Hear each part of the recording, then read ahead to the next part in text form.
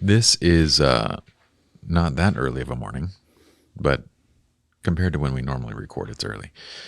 We're going to talk about Deepti and Shake from Love is Blind. Are you ready for this? I'm excited about this one. You're excited about I literally say that in every single episode. I'm excited about this one. But this one has like more nuance to it, so I'm more excited about this one. There is a lot of nuance to this. Yeah. And I think it's going to be a lot of stuff that if you watch the show, you probably haven't, necessarily thought about. And the cool thing about Love is Blind and shows like this is that it gives us, they give us relationships that we can basically analyze and break down. And because they're on television already, it's cool to do so. I mean, they've already put their lives out there, so we can go ahead and apply our framework and show you what's going on. And we do it in a loving way. We're not trying to put them down. We're just analyzing the dynamics and basically assessing how it's going. This morning might be slightly less loving because both of us had an hour less sleep. And it's daylight savings, man. We're usually not recording at 8 a.m. We're recording at 8 a.m. So, yeah. Anywho. But we'll be all right. You ready to get into this? Let's do this, man. Okay. Welcome to 12-Week Relationships. This is your place for better relationships in weeks, not years. My name is Pye. Dr. Glen. He doesn't even say my name is Dr. Glen anymore. I am Dr. Glen. He's just like, Dr. Glen. Daylight savings, man. Daylight savings. He's saving words, guys. Because he's going to use them up on this episode. I'm going to do my best. When we say relationships, we do mean all of them. We start from the self and work our way out, obviously, to everything. Well, friends, family, romantic relationships. We are talking Love is Blind. For those that are catching up, this is a series on Netflix where basically contestants, they date blind. So they're in their rooms, they communicate, they talk, and once they have a connection, they they get engaged.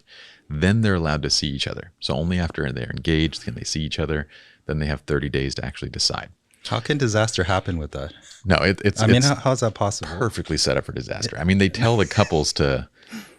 It's perfectly set up for love, man. Give each other your answers on the altar. Yeah. with everybody and their families all around. Once again, what can go wrong? What could go wrong? Yeah. It's set up spectacularly well for an entertaining show. Agreed. And we do get some really good insights, though, in terms of, the way that people connect. And in this episode, we're talking Deepti and Shake. And what we'll do is, if you're not familiar with the series, we're going to show clips. And we'll be talking from the reunion episode. So this is the season 2 finale where they kind of get together and talk about the experience. What we'll do is kind of begin from there. And then we're going to reference back to all the different things that we noticed. So even if you haven't seen the show, you'll be able to see us kind of break down what's going on in the relationship. And it should make sense. Yeah. And it's not so black and white. Like, I think people assume like he's just the bad guy. She's the good girl. No. End of story. But there's so much more nuance to it. Once again, equal parts responsible in this. Yes. It takes two to tango. Takes two to tango. Yes. I like that saying. Thanks, man. See, I'm off to a good start. You didn't come up with that saying. No, but I'm saying I'm using my words. It's expanding. I'm waking up. Thanks, Doc. Appreciate it. Thanks, Pye. I always wished I could find a doctor like you. They're just real, Thanks, man. Yeah. Appreciate that. Yeah. I asked Glen, how's pickleball going this morning? And he goes, dude.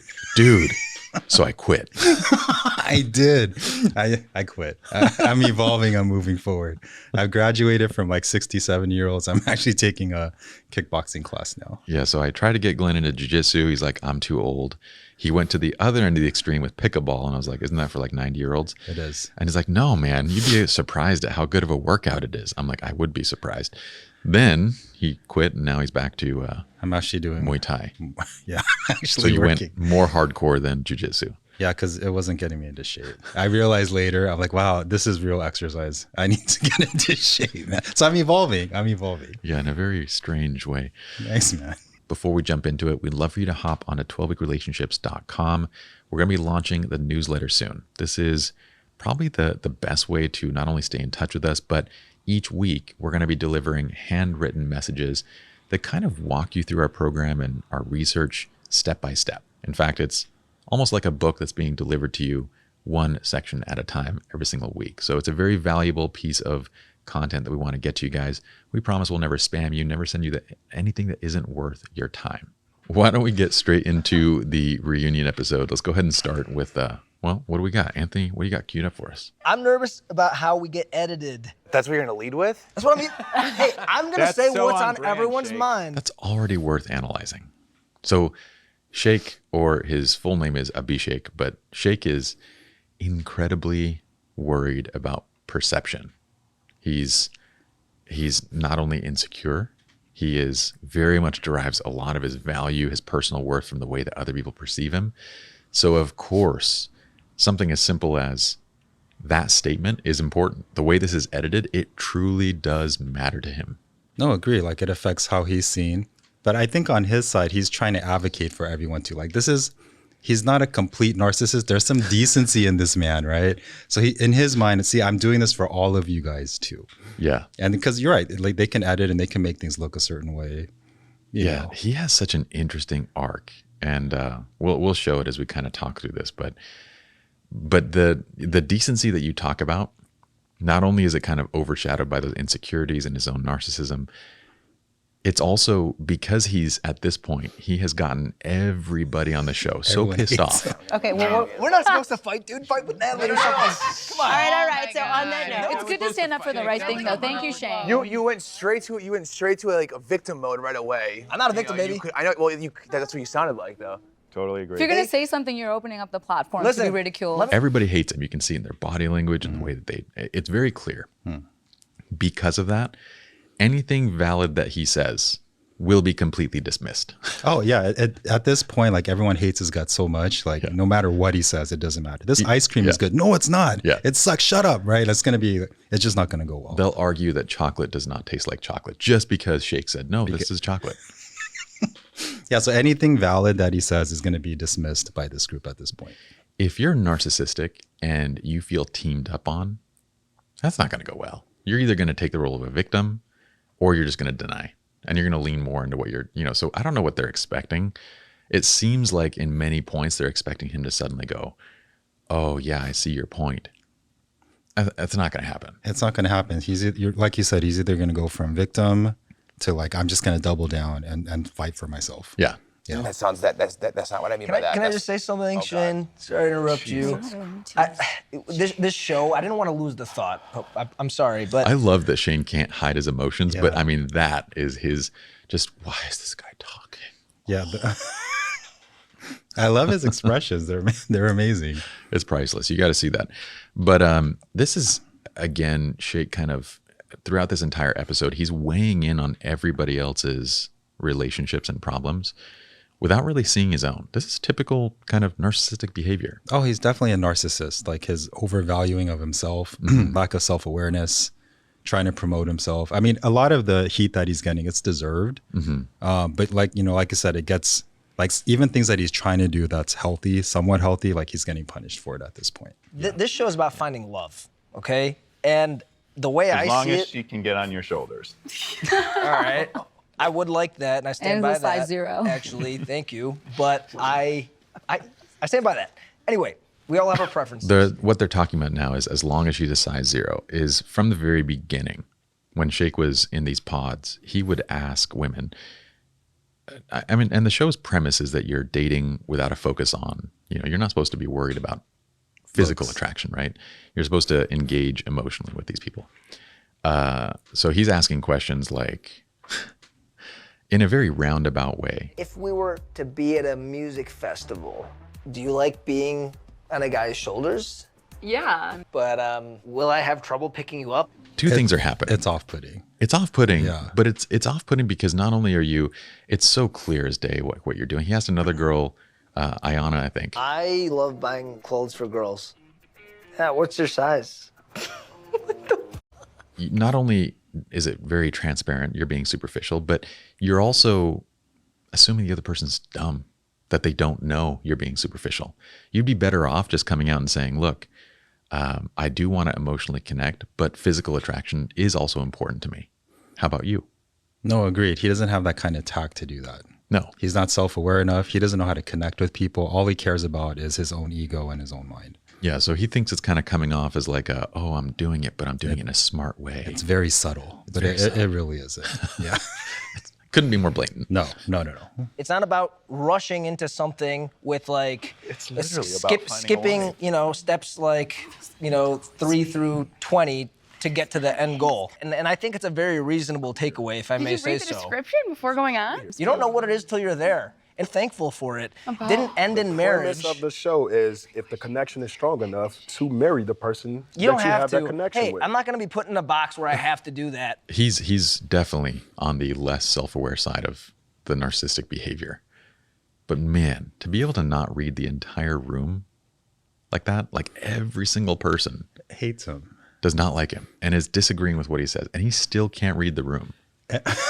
So this is where, okay, yeah, he's a complete narcissist, but his point is valid though. Sure. This show is set up for failure, and you can't go from 3 to 20. You can't go from I love you, let's get married. There's steps that you have to take. And I feel like where he gets like discredited, like he's an asshole, don't get me wrong, but I'm just saying like the healthier versions of him is trying to like, hey, let's slow this down. I'm not really sure. We have to take these kind of steps. And that part, like, I think he's trying to bring that up. But at this point, like everyone hates him so much, nothing he says matters. Yeah. Yeah. I wish there was like, and this is kind of goes back to your and my idea of like what we would like to do for a show like this, but being able to actually give a little bit of guidance and a little bit of coaching to explain what's happening along this way would, I think, help wonders. Absolutely. And if it's not entertaining enough, we could always just explain it to the audience and let them, continue to fail in front of everybody.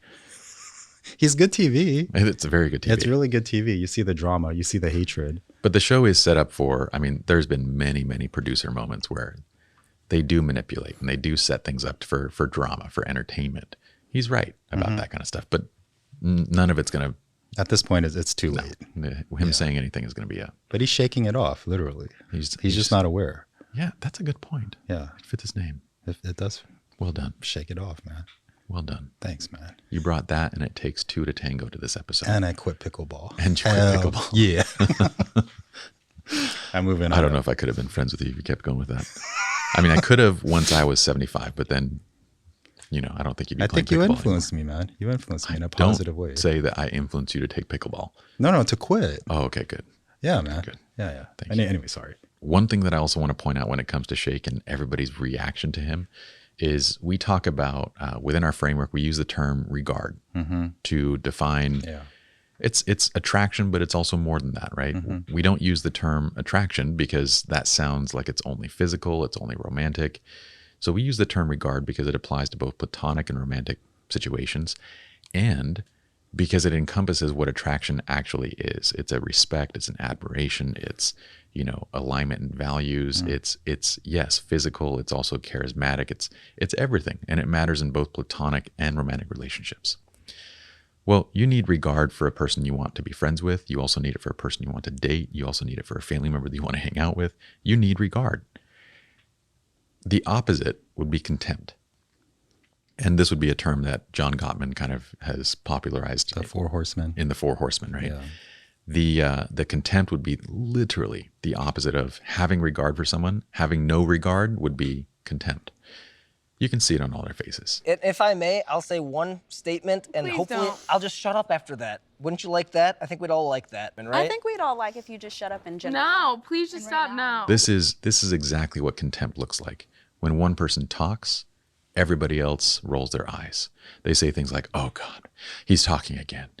You see it in their expressions, in their voice. Like, it is so apparently clear, and not a single person in this room has regard for Shake, which is for him. This isn't like we have to, feel bad and empathetic and whatever it is. I do think that empathy is worthwhile because his narcissism comes from a very deep place of insecurity, but it's just understanding that he's in a room of people that literally hate him, that have no regard for him. That's a difficult place to be.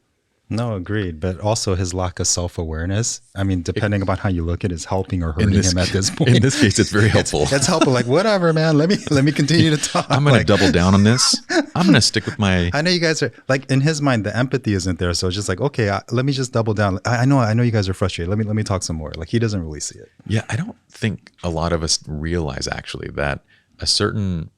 we talk about healthy narcissism. Some people hate that saying, right? We talked about it in one of our shorts, and we talked about it in one of our episodes, and other psychology people are just, how dare you put those two things together?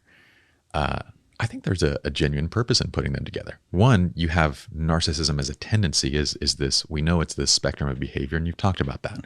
Can you, because you're the doctor and, you know, I'm the lowly relationship expert here, I want you to define that out, this spectrum of behavior, because there's very few people that are actually diagnosed with NPD. So why don't you talk about this? So like narcissism is a spectrum. So on the far end, you have the person that's a criminal, that's a killer. Psychopathic, the antisocial type. They're completely into themselves. They have no empathy. If they kill someone, well, I needed the money. Sure. And then they don't understand. So that's like the far end of the spectrum. Yeah. On the low end, it could be basically a person that has high belief in themselves that's borderline grandiose, right? But it can be a positive. For example, like confidence would be like, I want to promote within my job. Narcissism would be, I'm going to run my own company one day. There's a grandiosity to it, but it's a healthy narcissism, and that's on the lower end. And then you have everything in between that defines that. So on the far end, there's no empathy, you're a killer. On the other end, there is empathy, but you have a grandiosity about what you would like to do. Yeah. And one of the big things to understand is that everybody looks at Shake as the narcissist here. We see Deepti also as a narcissist. A narcissist with empathy. Correct. Yes. She's on a different level of that kind of spectrum. Yes. But one of the things that they connected on right from the beginning was that neither of them date brown people. They both date white people. Yes. They both said it. My serious relationships, they've all been blonde. Oh, really? That's so funny. I also go for the blondes. Really? I've actually only dated white guys before. And then they struggled fitting in. They both had weight issues. They felt insecure. They never felt like they belonged anywhere. I was really chubby growing up, actually. Really? Yeah. I had a lot of issues with self-esteem and, you know, feeling like I was worth it or all those things, you know what I mean? Yeah. So on one side, you have a narcissist in Shake who's probably somewhere closer to the middle of this spectrum. They lack the self-awareness. And on the other side, you have Deepti, who's has that more healthy version of narcissism where she's somewhat self-aware and she understands what's going on and she can see what's going on around her. But the reason why I like that term healthy narcissism is because it helps us to understand that narcissism is not a disease, that 1% of people are actually diagnosed with NPD, narcissistic personality disorder, and that everybody is somewhere basically on this spectrum. Not everybody, but we're essentially on this spectrum of like, okay, confidence to psychopath. And in sports, it's actually encouraged. Narcissism is actually encouraged within sports. You have to believe that you're going to hit the shot every time, even though 30 times it doesn't work out for you. Correct. It's beyond confidence. You have to believe, well, I'm going to make the next one. Correct. Yeah, I'm going to save the game. And it's not only I'm going to make the next one, it's I'm going to forget what just happened. In basketball, you're told that if you miss a shot, you're supposed to have amnesia. When you get back down to the other side of the court, you'd forgot what happened. And this is a completely new, this is a completely new time down the court. I don't know what happened before. And that's beyond confidence. Like if you miss 10 shots, then confidence is like, okay, well, maybe I'll do other things. Narcissism is, well, I'm going to make the 11th one. I miss 11, I'll make the 12th one. Yeah. I miss 15 shots. Well, I'll make the 16th one. It'll work out. So that's my issue with it. That's my issue with looking at narcissism as purely something that's evil, as this trait that's a disease that you're trying to get rid of. I hate it. I hate how it's demonized when in reality it's encouraged in so many ways, in business, in sports, in every one of these ways. There are healthy aspects to narcissism. Well, even social media is a narcissistic thing. It's all about me. I'm making posts about me. I mean, there's narcissistic qualities in that. And what do people say when you get worried about what other people are commenting and when you get worried about what the rest of the world is thinking about what you're posting? What do people say to you? What does Joe Rogan say? I don't read my comments. Don't read your comments. Ignore them. That is a very narcissistic thing to do, but it's also the right thing to do. Agreed. Yeah, because if you have so many followers, your following is growing. Maybe you need to pick and choose what you're going to listen to. Correct. Yeah. So again, even the subject of narcissism deserves its nuance. It's not just a black and white thing, and it bothers me. Well, I mean, you have people that are like even people that are experts in the field, and they have a very limited view of what narcissism is. Yeah. Well, you're just an evil person. You're promoting killers. Yeah. How can you say that? They're like, nothing is black or white. Makes no sense whatsoever. Yeah, there's degrees to everything. And if you view things in this kind of limited lens, it's more speaking about your limited knowledge than actually like what the truth is about Yeah. it. Yeah. And we could say, like, I mean, you could look at any one of these people that have shaped the world, changed the world. Look at an Elon Musk. He's a narcissist, full on. Absolutely. And he also has plenty of other things that's going on. Yeah. And I don't know how you would do the things that he's done without it. Without a grandiose, or presidents. Like there's a common trait of presidents where you have like a parent die young, but there's a grandiosity to overcome. That's a healthy thing. Yeah. Yeah. Can we just say off the record that the drive to continue on the show was a driving factor? Maybe. I think sometimes it's okay to just keep your mouth shut. Shane, you seem horrified. You all right, man? I just can't believe the words that are coming out of his mouth right now, honestly. If you feel like you might be on the narcissistic side, like where if you struggle with that self-awareness, and it's actually a simple tool to not being a tool, is just to listen more. Like stop yourself from talking, because what Shake keeps doing is he keeps inserting himself into the way that other people feel. And it's a very narcissistic thing to kind of like, well, this is how I feel, so it must be how you feel. Everyone feels. Yeah. Just stop talking. But he's not there yet. Not quite. But that He's would be a not. first step. That would be a first step. But also like narcissists, like there's an emotional distance with them. So then his narcissism is full on. It's full blown at this point. I just can't believe the words that are coming out of his mouth right now, honestly. I can't. It keeps it real. No, that's not real, keeps man. it That's real. just bad. It's just so bad, always the man. same. You gotta stop. I'm a sorry. tell-all. I'm gonna just say what everyone's thinking at home. It keeps it real. I'm a tell-all. This is the oversimplification of what he's doing. You know, again, another narcissistic tendency is to look at a problem, to look at anything, and to oversimplify down to, well, this is just me keeping it real. No, this is actually a whole lot of things. It's not that at all. And it's not me, you know. Again, when it comes to a problem, you could present a narcissist with a problem. You know, I'm struggling to just stay motivated. Hey, all you got to do is just get out and work out. Just go. That's a oversimplification. Agreed. And then it's the self-preservation. He's preserving his emotional state at this point. Yeah. He's pushing it down and he's doubling down, doing these grandiose, I got to prove myself or show my superiority. Yeah. Dude, I unfollowed you because you're so unbearable, and you think everybody thinks the same way as you, and that's the problem. No one thinks the way you think. I wouldn't go that it far. I hurts think there's like a people. happy medium. You No, hurt people. no. There's really maybe not. like a 1%. Nick is right. Shake is also right. He's like, I wouldn't go as far to say nobody thinks like me. I think there's a happy medium, 1000% accurate. Agreed. I agree. But at this point, no matter what he says, it doesn't matter. Yeah. But Nick is also spot on. Again, if we had more general awareness of what's happening in relationships, Yeah. Nick would be able to say, look, you know, you're somewhere on this narcissistic spectrum, and that's a very typical thing for you to think that everybody else thinks like you, but in reality, some do and some don't. And Shake probably could accept that, but instead, they go to the opposite side of the extreme, right? Nobody thinks like you. Nobody, maybe 1% of the world thinks like you. And that's an attack, right? Yeah. And if it's an attack, I'm going to defend.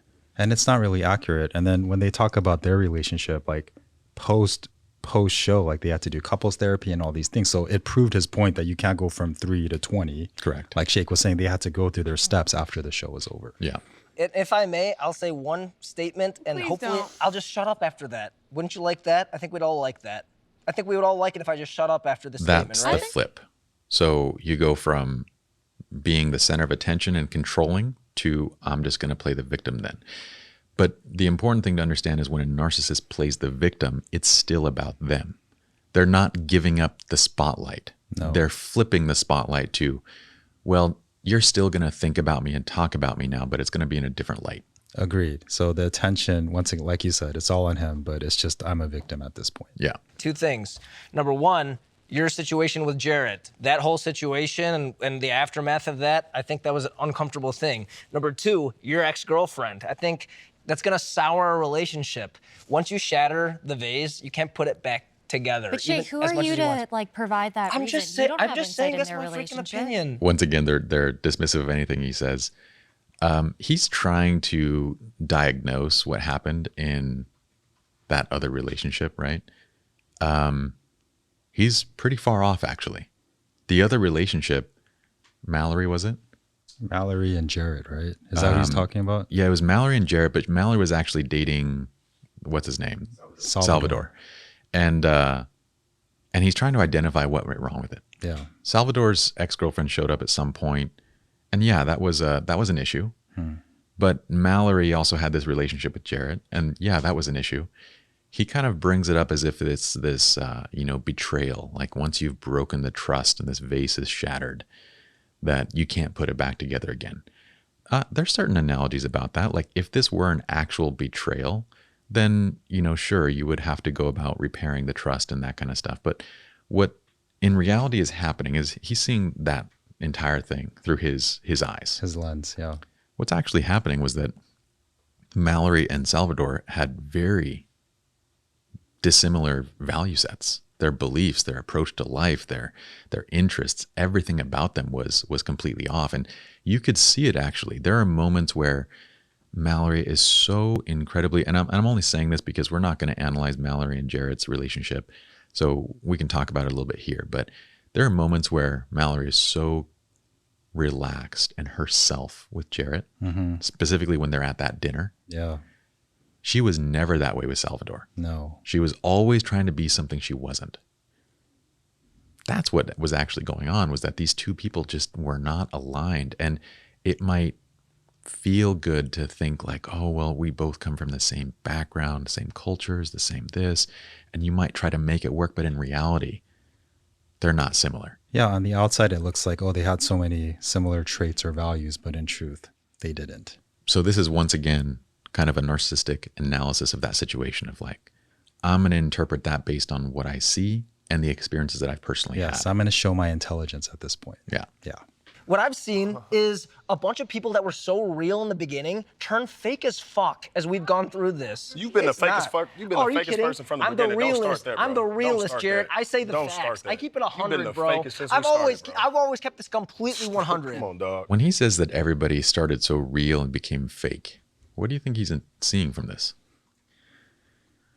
Once again, I think he's just seeing things from his own narcissistic lens. That I think he can't deal with his emotions. He had that emotional experience, so he's like, well, if I didn't have the emotional experience, then everyone else didn't have it either. Yeah, because I don't know that, it almost seems reversed, because I don't know that I felt the way that when he was saying that, I actually felt the opposite. Like people came in as one thing and they sort of opened up and became more vulnerable as the show went on, to this point where they're kind of sitting here going, most of them are saying things like, yeah, I learned a lot. Like I made a lot of mistakes. And Yeah. if anything, it was almost the opposite. Shake had like this experience where he kind of went towards leaning into being more real and then went back towards this.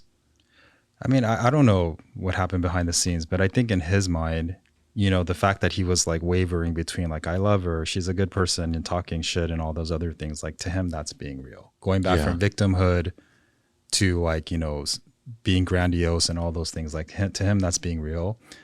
And then, like I said, I don't know, but maybe a lot of the people on the show, they knew it wasn't going to work out and they were just doing it for the cameras. Maybe that is it. Maybe that was true. I don't know. I'm sure there was some of that, because obviously if you don't, if it ends, right, then you stop your time. And they you're don't not film there you anymore. Yeah. But it does feel like, I think you're right. His definition of real is this brash, I'm going to say everything I think and feel type. That's his definition of what reality is. And so he's projecting on everybody else. Just because everyone else controls what they say, he thinks they're being fake. No, agreed. And then maybe what he's saying is true, is that maybe there was some fakeness on the show to keep it going. But then all that's being discredited at this point. Yeah. And he's not helping his own cause. No. Yeah. Bro, we all have our preferences. No, I won't apologize for that, okay? I will be honest about what those things are. Joke. In a second, we're going to we spent a good amount of time just analyzing Shake, and we're going to go now into the actual relationship and talking more about Deepti.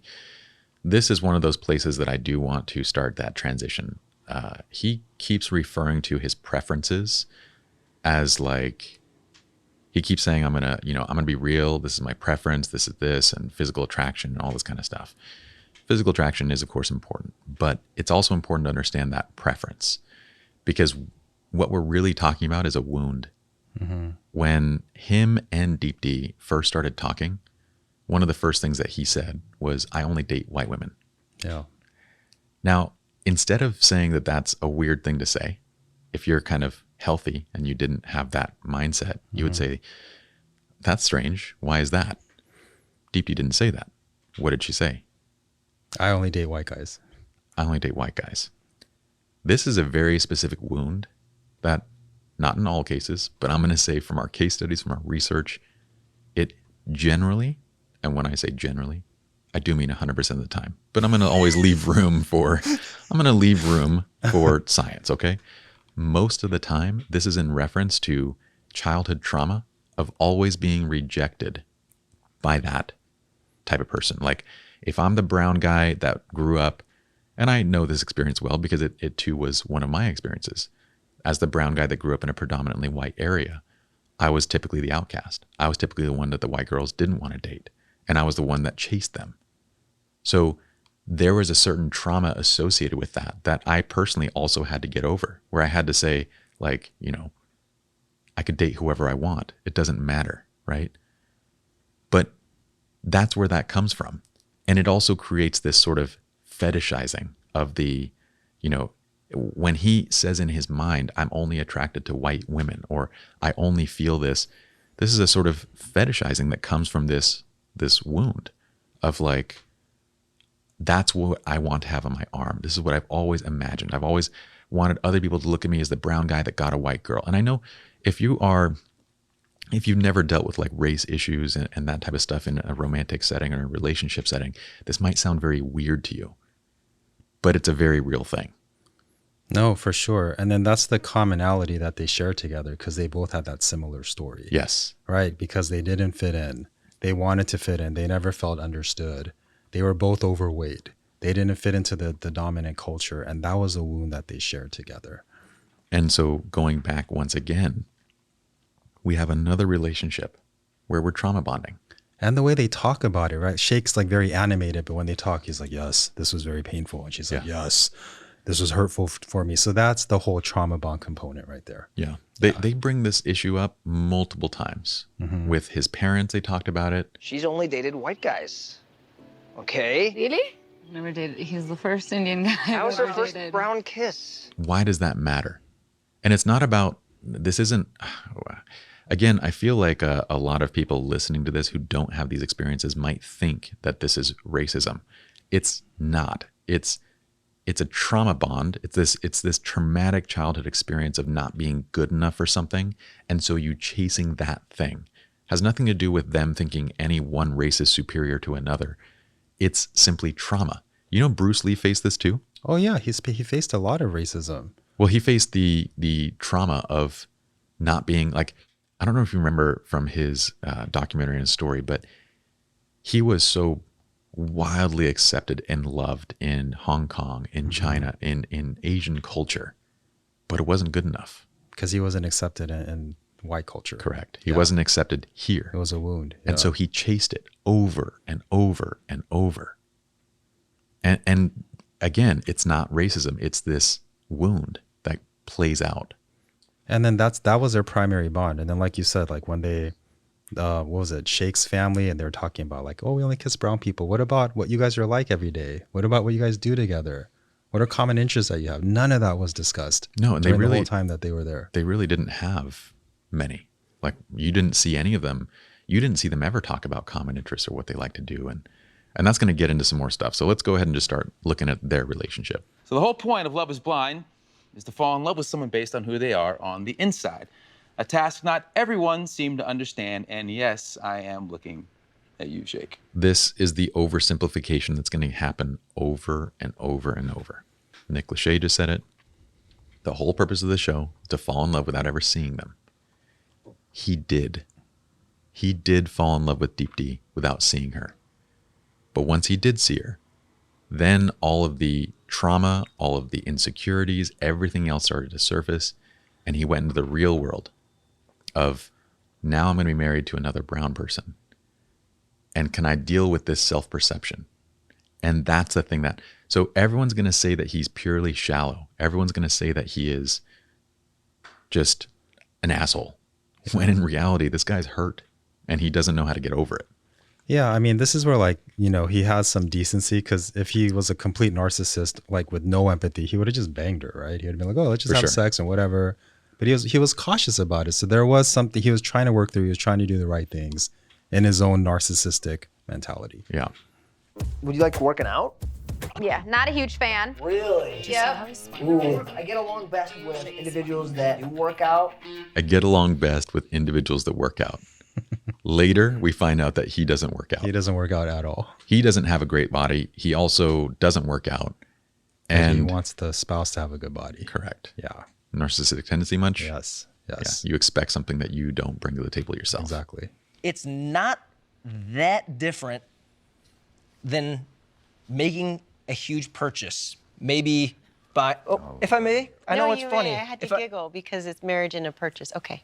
Before you make this type of commitment, I feel like you have to read the fine print on that. I wanted more than anything for this to work.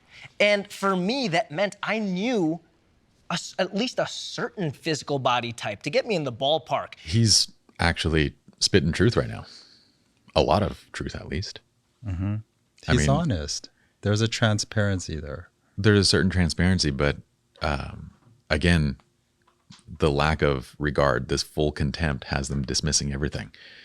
But the Lachey's, the host of the show, would have everybody believe that this guy is just purely shallow, right? They edited his clips from when he mentioned those comments, and he's talking about Deepti's appearance and all this kind of stuff. And granted, like there is shallowness there due to this wound, this insecurity and everything that's playing out. But what he said was very accurate. You can think of marriage as the biggest purchase. You could think of it as going into business with someone. You could think of it as the biggest commitment. Those are all accurate statements. You should be looking at the fine print. You should be considering all these different things that he's saying, but it's completely dismissed. No, it's true. So, I mean, for example, like when he's saying like looks kind of do matter. Like let's say in the pods, there was a couple and it was purely emotional, but then the person that you saw, like you're just not attracted to them. So what are you supposed to do? Just do it anyway and emotionally get married? Yeah. Like there's a component to that. So he's speaking truth, but like I said, at this point, everything he's saying is going to be shot down. Yeah, unfortunately, and I don't know that it'll ever be talked about publicly on a television show. I hope that at some place we can get to this spot. He keeps thinking that it's size and preference, and he keeps thinking that that's what he's into. He kind of needs to just spell it out. Like, if he were to spell it out to himself, he might actually get over it. I'm attracted to white women because they always rejected me. So it makes me feel good enough. It makes me feel worthwhile when they accept me. Then he could probably start processing and actually working through that to the point where it no longer matters. But he keeps holding on to that as if that's just who I am. But that's going to be hard for him because he doesn't have that level of self-awareness. It would also be hard to hear on a television show because it would come off as just straight racism. Well, the funny thing too is like people on the whole forum, they're like, this is a noble show and this is truly about love. They're taking that stance when in truth, there's a lot of superficiality to this too. Oh, for sure. Yeah. There's so tons. like to take that stance, like this moral high ground, like, yeah. I mean, I guess, but yeah. I was ready to get deep. I wanted to know if we're going to do this, I'm going to make sure I do everything in my power to ask my questions. I want this shit to work. Nobody wanted it as bad as me. I agree that he wanted it bad. Who knows how bad, I agree that he wanted it very badly. He flipped around one thing, which I think all of us do. I wanted to ask the questions. He shouldn't have been asking those questions of someone else. He should be asking them of himself. Of himself. But once again, he doesn't have the self-awareness to do that. Yeah. So the problem I have, Shake, is that you sat there and berated every single one of these women physically and then went through the process with this beautiful soul over here. She's a beautiful all because you wanted someone that you wanted to fuck, not fall in love with. I didn't even do that. I didn't even do that. That's the point. So if you think that's my goal, then you're very wrong. You just said that, babe. No, I didn't. I do think Vanessa is also quite narcissistic. And again, this is the oversimplification of like him, right? Clearly he wasn't here just so he could bang somebody. Or else he would have done it. Yeah. Yeah. And then once again, she's taking the moral high ground. Like this show is truly about love. And it's a really moral thing that we're doing. And this is real love. Not really. No, this is an experiment. This is entertainment. And again, looking at that from a logical standpoint, you can't say a show is successful in helping people find love when one or two couples out of how many end up together, and when there's no time passed before these people have, divorced, which likely they are going to, because what we've seen so far being created are trauma bonds. So like, she's looking at, again, through her lens of like, what we're doing is exactly what you said. It's this. She's defending their show, but to say like love, like marriage is everything, and then all of a sudden you have to get married within not seeing them, and then 30 days and you get married, you have to decide at the altar. What's moral about that? Yeah. I don't think Shake misunderstood the purpose of the show. And I think that he did want it to play out, the way that it's supposed to play out. I just think he's got so much of his own stuff to work through that it was impossible for that to happen. Agreed. You twisted that around. I did. I'm sorry. I'm heated. Let me change the subject. No. Ladies. Whoa. Oh, it's still on you, babe. It's right still there. I did. I'm sorry. I'm heated. Let me change the subject. That is what a narcissist would do. That was very dismissive. Like, I'm not even going to let you have the word. I'm going to say it and then move on so everybody forgets it. Yes. I want the emotional connection, everything that we know the show is supposed to do. But there's also certain criteria there that goes beyond the emotional connection. Deepti is genuinely happy that he's being made out to be the enemy. Because it's making her look good. Yeah. Her narcissism is coming out. And I know people are going to be like, no, she's such a sweetheart. She is a sweet person, but there's narcissistic qualities within her too. Oh, for sure. Yeah. And she's definitely on, again, that's why I want to, if anything, in the work that we're doing, one of the things is to stop demonizing that term, because in some cases it's a good thing, in some cases it's a bad thing. There's a spectrum of this behavior, but to think that she is without fault at this is incorrect. She chose him for a reason. Once she made that choice, they had similar qualities and pains that they have to work through. Yeah. It's not by accident. So, okay. So we're seeing that, like, she's actually happy. If you were not narcissistic, a very good way to look at it, what would be the empathetic way to respond to somebody else being made look victimized, or to be made not victimized, to be made look like an enemy, right? It would be Salvador and Mallory. There was just things that happened, like, that I just don't really feel comfortable saying, because it's pointless now. Like, it's our history, like I just call it karma, call it whatever, but it's just like, I just don't think it's necessary to say. Good man. He could have made Mallory out to be the enemy, and she very, like, she did some pretty villainous stuff. Mm-hmm. But he says, I don't want to air those things. It's okay. Yeah. It's the past. Yeah. And he does not relish at all doing that when she is, made to look a certain way. He even comes to her defense. This is the opposite. No, you bring up an excellent point. You're right. He was really uncomfortable when it was on Mallory. He was. And he was trying to shut it down, whereas Deepti's like smiling, and she's like, yeah. She's like, let him talk. Let him talk. And then this just makes me look good, and it validates how awesome I am too. For sure. And she's a good person, don't get me wrong. But once again, she's not a victim in this. Her traits are coming out, the need to look good in a certain way as well. Correct. There's an empathetic response versus I'm saying narcissistic, but you could say any other term, right? Yeah. There's the empathetic side versus the I want to be made look this way side. Yes. So. No, I agree. I'm with you, man.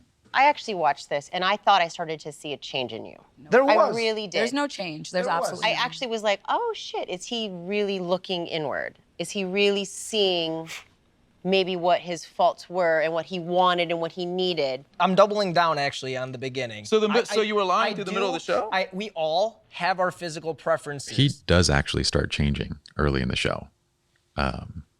Then his wound comes. Then he goes back to it. Now they're pointing out it. And what are we going to do? We're going to flip to either doubling down, or we're going to go back to playing the victim. And he's going to the doubling down. Yeah. This is me. This is who I am. This is my personality. No, nobody can help him actually understand what's happening. You've got trauma. Agreed. We got to figure out. Yeah, so he has a trauma, and then he's just not self-aware to everything that you're saying. He just cannot process that right now. No. Yeah. No. I think you're all beautiful. I'm not attracted to all of you. Unfortunately, the only one I'm attracted to is Vanessa. And it, you know, and I wish I wasn't. And I wish I wasn't. The point is, it's not a What do you think about that part? This entire time. I thought it was hilarious, man. You couldn't script that, dude. No, you got. The only one I'm attracted to here is you, Nick's wife, Yeah. Vanessa. That's a messed up relationship. That's what I'm saying. I don't want to. So let's You don't be choose. better. You don't choose. It's nature, baby. We're animals. We're animals. No, you treat animals. We're human beings. Okay, and then he says that comment, we're not animals, we're human beings. But then they pitch this show about, well, first this whole thing is kind of animalistic, and then they pitch another show that's even more animalistic. Oh, it's terrible. That's a The very other show is- hypocritical statement. And the way that they all jump on this, like, oh yeah, slam him. Yeah. Like, again, if Vanessa were empathetic, Yeah. she wouldn't respond that way, right? But What? she's like, yeah, babe, you get that fucker. Yeah. I'm gonna pile on next. Yeah, this show is about love. Like, they have to defend their product, so they're not really being, emotionally available to him at all. No. But what he's saying in terms of like love being animalistic, I mean, again, a very simplified interpretation of like what it is, and one that frankly comes from his viewpoint. I mean, he sees dogs and animals going at it, so this is a way that he's perceiving the world as like, I want that physical, just like I can't control myself. I want to go, and.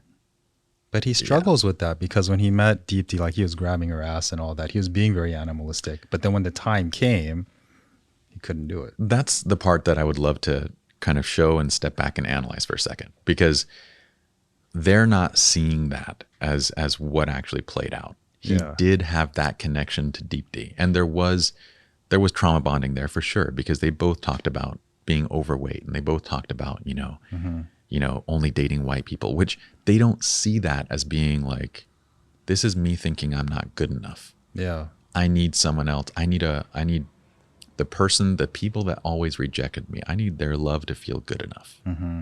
They're not. They don't see any of that. They're just like, oh, you're just an animal. You're just an asshole. Yeah. You're so into yourself, and that's pretty much who you are.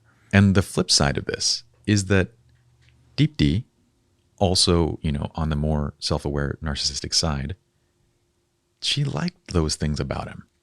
The fact that he was kind of arrogant and confident and just says what, at the beginning, those were turn-ons, because once again, she is herself sort of narcissistic. And so she wants somebody that has that swagger, that confidence. She wants to feel like she's winning this person over. Yeah, so on the outside, it's like, oh, she's just a really nice person that got sucked into his narcissistic ways. Or it's not. She has those qualities, and she was drawn to the qualities that she herself has as well. Correct. Yeah. So there was if she weren't that way at all, she would have been very turned off. Yeah, she'd have been like, nope. But Yeah. she has those qualities. Yeah. Yeah. And it's the opposite. So you have Shake, who everyone hates because he has no empathy. Deepti, on the other hand, she has a lot of empathy. That's why people like her, but it's the whole need to have everyone like you. Yeah. Yeah. There's another interesting thing that's going to play out. I think it's Salvador. Salvador's interested in Deepti, right? After the show. And he basically professes his love to her here. Wasn't that the construction worker guy? Oh, no, it is. It is the construction worker. Yeah. It's Kyle. That's going to be interesting because Kyle's a people pleaser. Mm. So what are people pleaser naturally drawn to? Narcissistic people. Yes. So you're going to see their own thing kind of play out.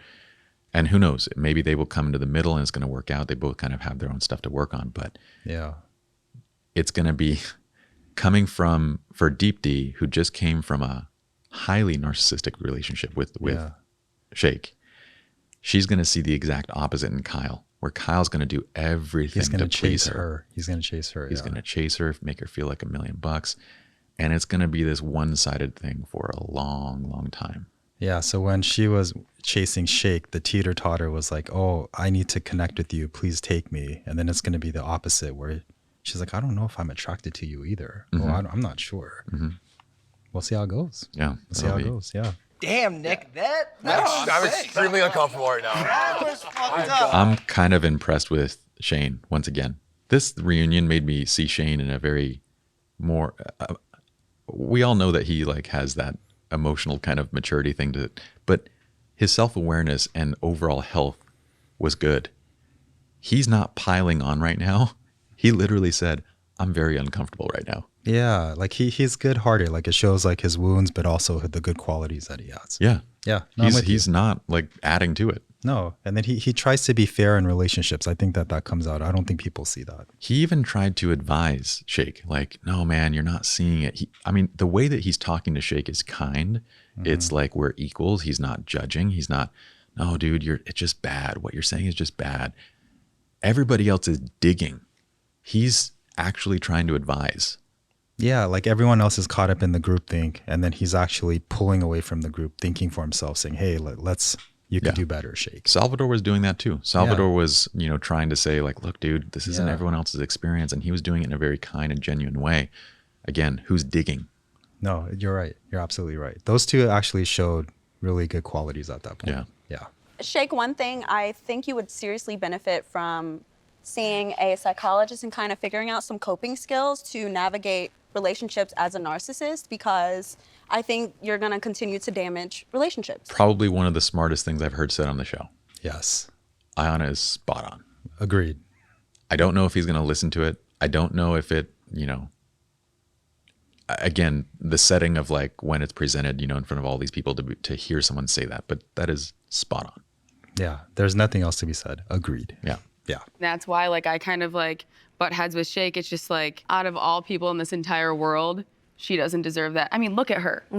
She looks like a goddamn queen right now, a goddess. And she is better on the inside than she even looks on the outside. Why isn't anyone asking why the hands down most amazing, most beautiful person inside and out is choosing Shake? Yeah, because they're seeing her as a victim. In this story, it's either you're the victim or you're the villain. Yeah. Yeah. It's black or white. Again, it's a very simplistic view. The nuance of this, it blows my mind how we can't actually see the gray. Like, how can we miss the entire fact that she chose this? She's not a victim. Because what they're not showing right now and what we might have forgotten is that in many moments, Shake has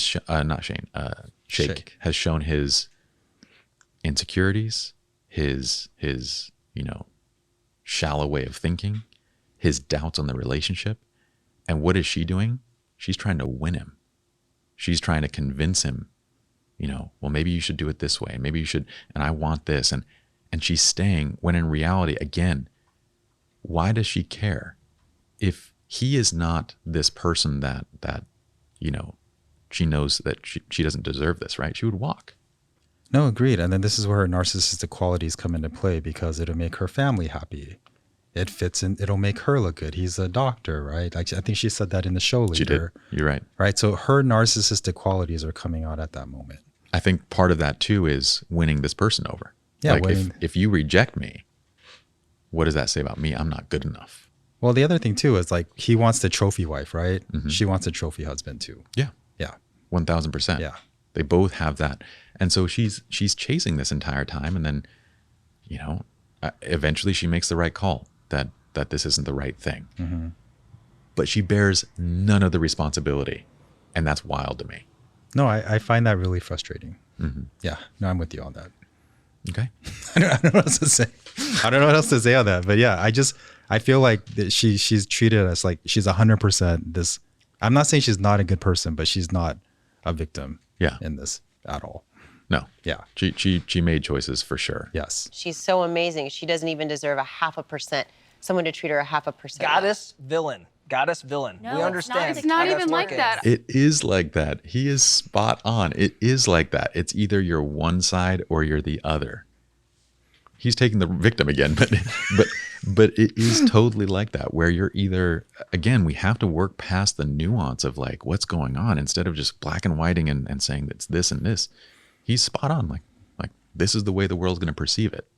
Well, I mean, this is the other thing too, is it shows when people see things in a black or white nature, it shows their own emotional capabilities at the time. That means that your scope is very limited too. And you need to expand out and see things in a broader perspective. It's the way you go about life. It's how you do it and how you say it that's extremely disrespectful. It's degrading to women. And I'm so happy for every single person sitting on this couch today because they have my back and they call you out. I'm so grateful that everyone on this couch has my back and they're pointing this out to you and they're on my side, right? Comparing that to like a Salvador's response of protecting Mallory, where he could have done the exact same thing and just thrown her under the bus. I don't know. There's some of the things that I wanted to point out in terms of like what the potential of Deepti and Shake, I think, had a lot of potential in where they could have taken the relationship. And I think that both of them, especially Deepti, was really in love with the idea of what it could be. And also Shake, right? You could find someone that culturally was a fit that would make your families happy. In her case, you know, he's also a doctor and she's very intelligent and analyst. And so they're both high power couples. They're both independent. There's a lot of these things that really played out. And I think for Deepti and for Shake, that was probably the most intriguing aspect of the relationship, is that this is something that would feel like a good fit, like it would actually fit our lives and our culture and our families. And so that's probably why they continued with that.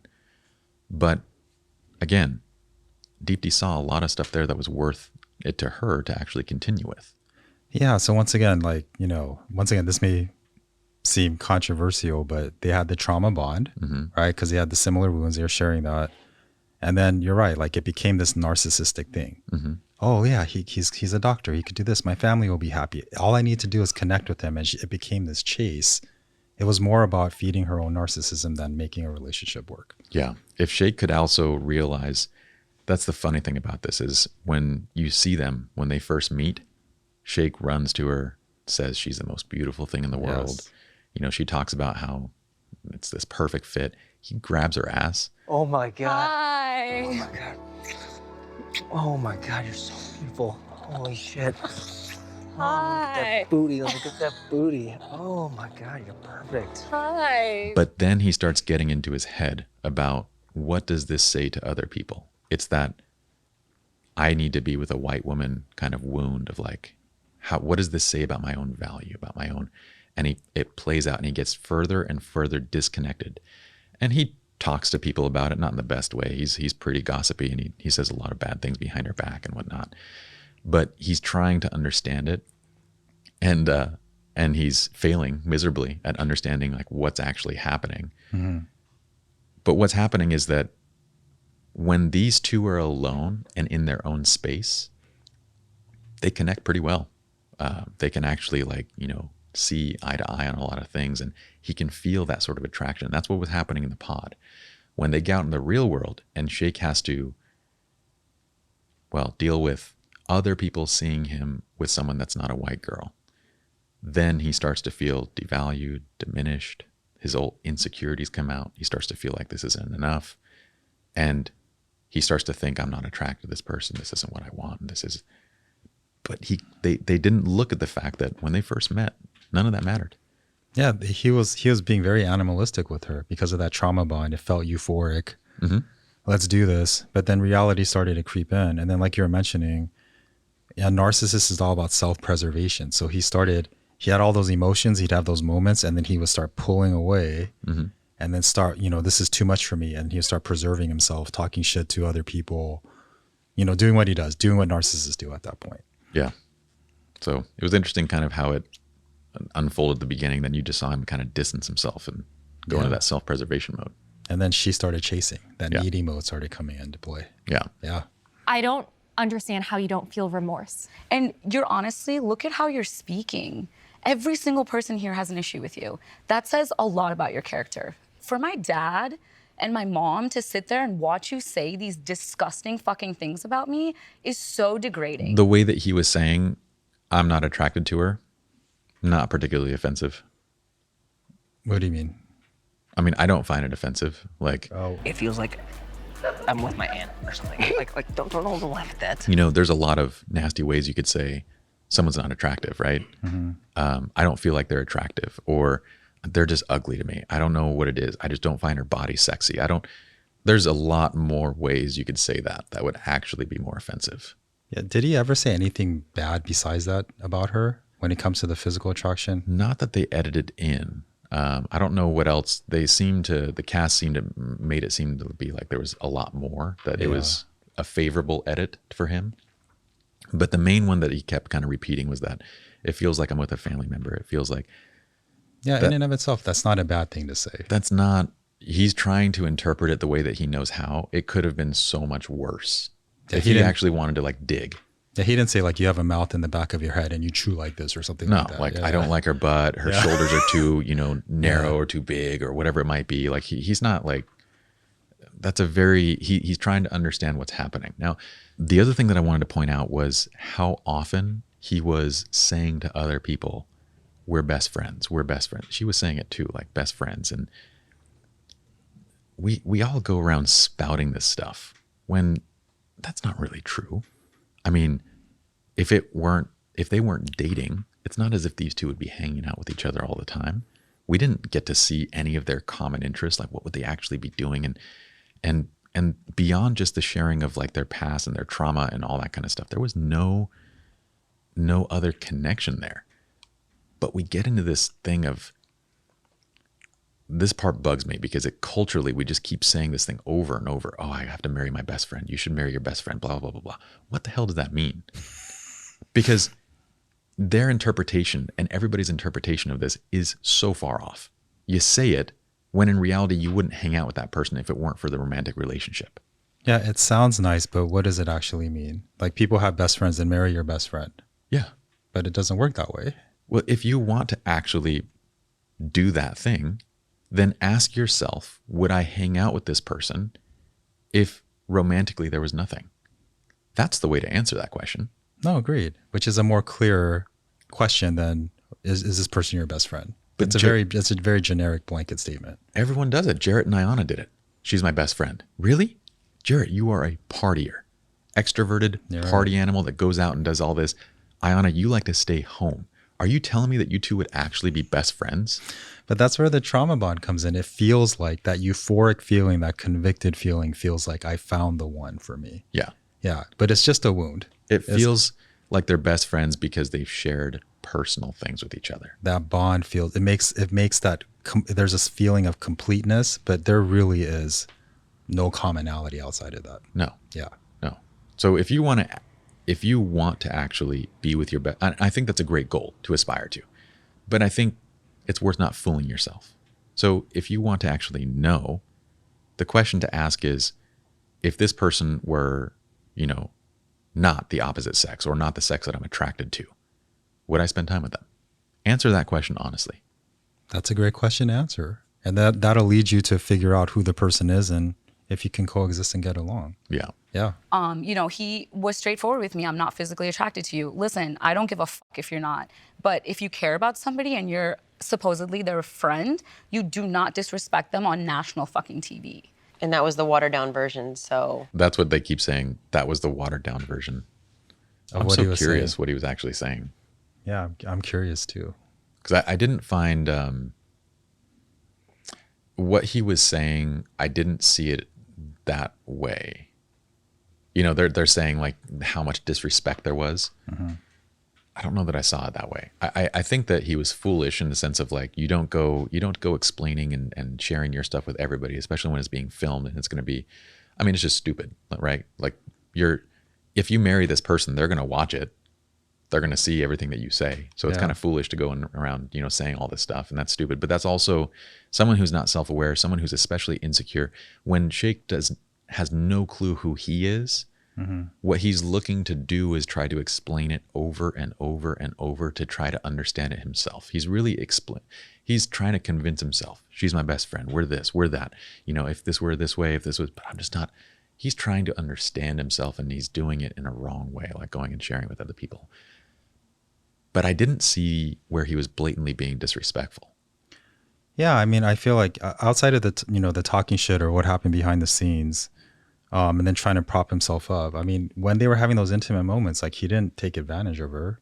He wasn't trying to force anything. He was actually trying his best to connect with her. It seemed like, at least. And outside of the comments of, I'm not attracted to her, or, it feels like family, or it feels like my aunt, I don't know what they're referring to, because that doesn't feel disrespectful. That feels like if we were in a clinical setting, this would be, he's treating everybody like a shrink, and he shouldn't be. He's treating everybody like a coach and an expert to talk to.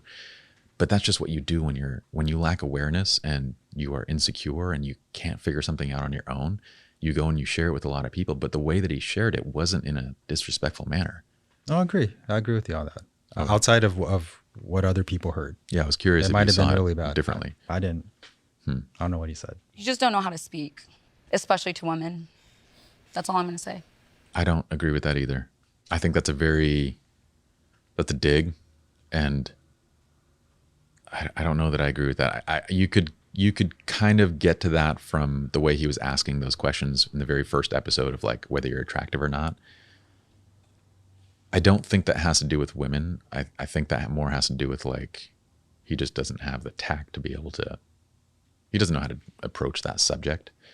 But I didn't see him, someone who's blatantly sexist or, saying like they don't know how to treat women.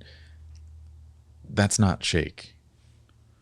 Yeah, I mean, like I said, this is where I think there's a decent side in him. Like even when they met before the ass grabbing, like he touched her feet, right? Because in the Indian culture, that's like what the woman's supposed to do to the man, right? Yeah. Like he was trying. Like I think there was effort on his side. But like I said, there's just a mixture of all these different components with him.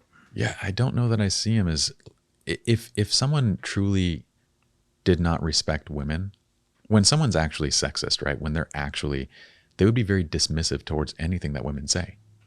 When his mom said, I'm really more on her side than yours. He listened. Yeah. Someone that's sexist, someone that actually, devalues the other, whatever it might be, they wouldn't respond that way. No, agreed. And then once again, in those intimate moments, if all he cared about was sex and sex only, then they probably would have done it. Yeah. But he didn't. Like I think in his own mind, he was really trying to build a connection. Yeah. What you have is a narcissist who lacks the emotional maturity, the depth to be able to understand what's going on. He lacks the self-awareness. You have a narcissist trying to understand himself, and he's trying to play out and use other people to help him know what's going on, but he's not doing it effectively. And now they're putting all these other labels onto him. You're this, you're that, you're shallow, you're on the wrong dating show. You should have been on this. You should have, you don't know how to talk to women. And that side's unfortunate. That's the simplification that gets applied to it. Yeah, they're treating him like he's the criminalistic narcissist when he's on the other end of the spectrum. Yeah. Yeah. So in summary, why don't you summarize for us? I feel like I've talked plenty. Shake is definitely a narcissist. He definitely has narcissistic qualities, but he's more on the lower end. He has some decent qualities. He's being shamed for a lot of things that he's doing. There's like a lot of groupthink that's taking place. But overall, like he brings up certain points that are valid, but he's just being discredited because of the hatred that people have toward him. Yeah. Yeah. If there was a spectrum of percentages and you had 0, being like the most empathetic narcissist you could be, all the way up to 100, the psychopath, I don't think I'd put Shake above like a 20%. I agree. Probably put Deepti at like a 10%. I agree. They're both on that spectrum for sure. They're somewhere in there. For sure. Shake definitely has a bit more to go. Yeah. Unfortunately, we don't see that nuance in this. We don't see both sides' responsibility, but hopefully this kind of helps shed light on it in a way that maybe a lot of our viewers didn't see in this. No, agreed. And then even Deepti, like she's defending how she's being perceived versus what was actually taking place in the relationship. That was a nuanced thing that was taking place. Yeah. That's it for us. Thank you. Okay, if you want to participate, there are many, many ways. What would be lovely for us, if you guys enjoy this show, hop onto the iTunes store, leave a review for 12-Week Relationships. We love not only seeing your guys' feedback, but reading those comments that you guys have is amazing. And it helps us to reach a broader audience as people see and find the platform. On top of that, and if it's a not good review, just DM us on Instagram. On top of that, you guys can find us at 12-Week Relationships on Instagram and TikTok. This is where you're going to find shorts, kind of little bite-sized quotes and videos where we show you guys something valuable each and every day. And probably the best way is on our newsletter. If you go to 12weekrelationships.com, you can sign up for the newsletter. This is a handwritten message. It's basically our book that we're delivering to you week by week. Super valuable. Lots of things that we try to make just very insightful that you can bring into your daily lives. And yeah, there's no obligation, no nothing. You can unsubscribe at any time. We promise not to use your info for anything spammy whatsoever. In the meantime, last thing I was going to mention is you are now booking for, well, I think we're a few months out. Yeah, we're into May right now. But if you would like one-on-one coaching, you can sign up for the waitlist on 12weekrelationships.com. We'll also have online coaching, group coaching available in a, it's going to be a group-based format for both personal and couples coaching, which will allow us to serve a lot more of you. That'll be coming probably towards the end of the year. That's it, though. Exciting. Got Awesome. anything else? No, that's it. Okay. Drop by, say hi to us. Bye. Thank you.